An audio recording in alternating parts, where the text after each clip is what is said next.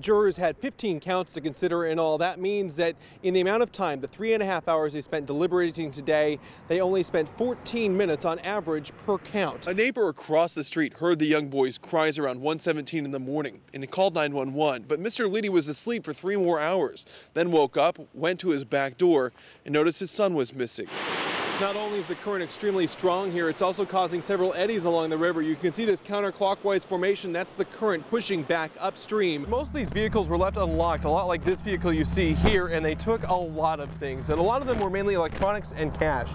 You can also see here they took credit cards, laptops, purses, even cell phones. That damage here is apparent on City Lake Road, which is where I am. This is just north of DuQuoin, a couple miles. Check out this tree here. I also wanted to ask Bockelman, what steps would he take to assure lawmakers and also the public and especially the veterans that these problems that keep recurring on other examinations at the hospital won't keep popping up? That question also was not allowed today.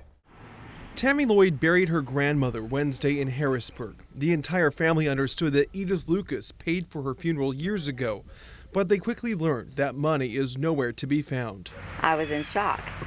I didn't know what to do. The family contacted another funeral chapel after calling Gaskins Jones Funeral Home and getting this recording. You have reached Great Gaskins Funeral Home. Due to personnel situation, if this is a call regarding a death, we ask that you call another funeral home. I went to Gaskins Jones only to find the doors locked. Investigators say the business closed about 3 months ago. Lloyd has the paperwork to prove her grandmother paid for the funeral. She obtained a copy of the check from 2007 deposited by Gaskins Jones and a copy of the contract with John B. Jones' signature on it. But those investigating the funeral home say they cannot find the money or even a record of the contract. All this while Lloyd is already emotional, dealing with the death of her grandmother. But to have to turn around and deal with someone taking advantage of her while she was alive, and thus having to deal with this time of tragedy as well as her death. It's just unimaginable. John B. Jones took over Gaskins Jones a few years ago with Greg Meredith of Carbondale as his majority shareholder. Meredith's attorney says his client was left in the dark and only learned of issues at the Harrisburg Funeral Home after calls to him from families. Lloyd has a word of warning for anyone thinking about paying for a funeral ahead of time. Put it in a separate account set aside in their name with a family member on it, so their services will be taken care of. Janie Goff can get to her home only by boat. She is now returning to dry land with what she can fit on board. This trip, a coffee table, soaked by flood water. They should have warned us to get out, to get our stuff out, but we didn't. Whenever I seen it rising, I went to get the stuff out of the buildings and stuff, not out of the house. Goff has lived in this mobile home for 13 years. Never in that time has the water come close to even entering her home.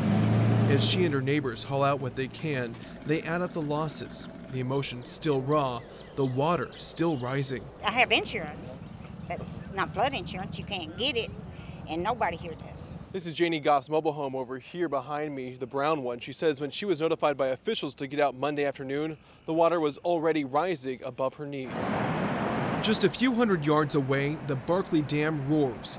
5 floodgates are open and are expected to remain that way through at least Wednesday. It's like a really big drop. Down the Cumberland River a few miles, water now skims under the bridge deck to Samantha Herman's home. She left her home Monday night. I didn't want to move out of my house. I didn't want the water to get up because I don't like to be trapped in. Her grandparents called her Tuesday night. Herman says her biggest concern is her family's safety since the waters won't crest for several days. I have a 9-month-old that the water was going to get over the road where we couldn't get out, and that we needed to stay somewhere for the safety of all 3 of us. A plan coupled by prayer as uncertainty sets in. Southern Illinois Power Cooperative went online in 1963 to provide power to the region, mainly supporting rural electric co-ops. In 2003, the plant installed a new state-of-the-art boiler for units 1, 2, and 3. Bottom line is it controls over 90% mercury already. Unit 4, known by most as the Tall Stack, had a scrubber installed when it was built in the late 70s. It filters 90% of mercury emissions also. Now the concern is greenhouse gas, namely carbon dioxide.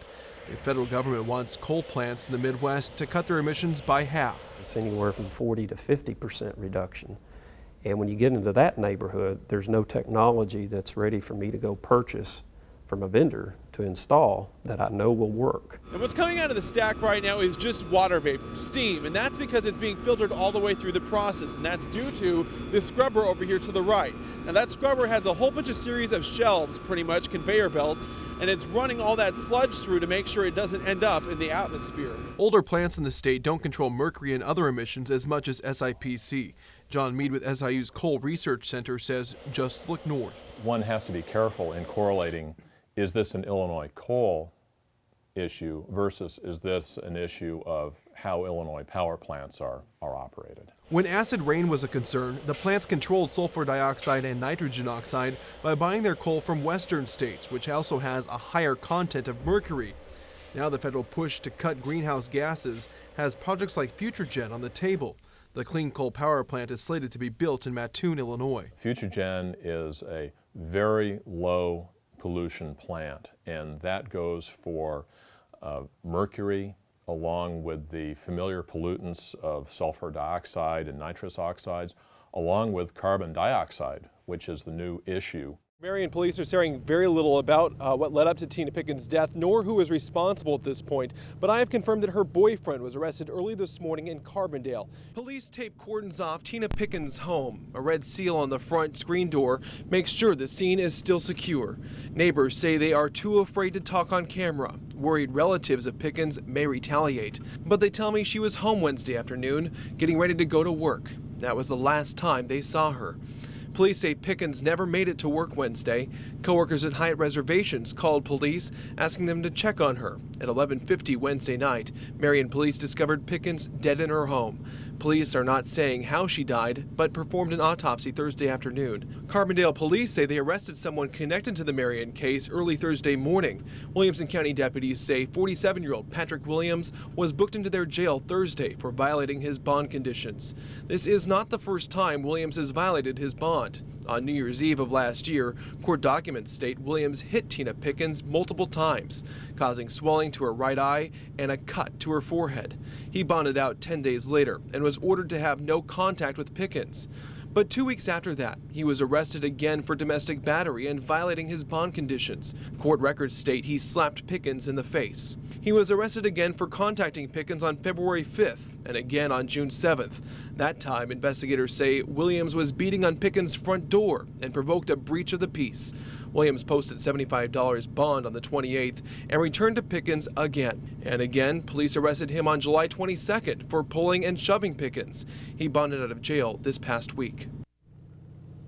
Now, investigators are not saying if Williams is actually a person of interest in Tina Pickens' death, only that he has been arrested on violating conditions of his bond. Mark? Well, Jeff, I understand that you spoke to Tina Pickens just last week.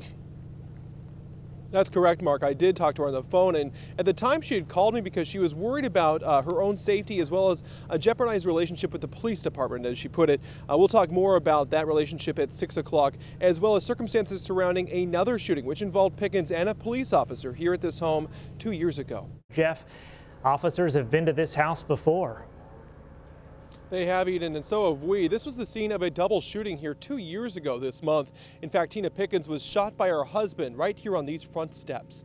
When police arrived on scene back on September 29th of 2008, Harry Schaaf shot a Marion police officer. The 63-year-old Schaaf was sent to prison for 50 years. Soon after, Officer Steve Cannon won a $500,000 lawsuit against Schaaf. But Tina Pickens called me just last week, saying she was afraid she would lose her house because of the lawsuit. But she said she did not want to speak out because of her relationship with Marion police, which she says was already rocky.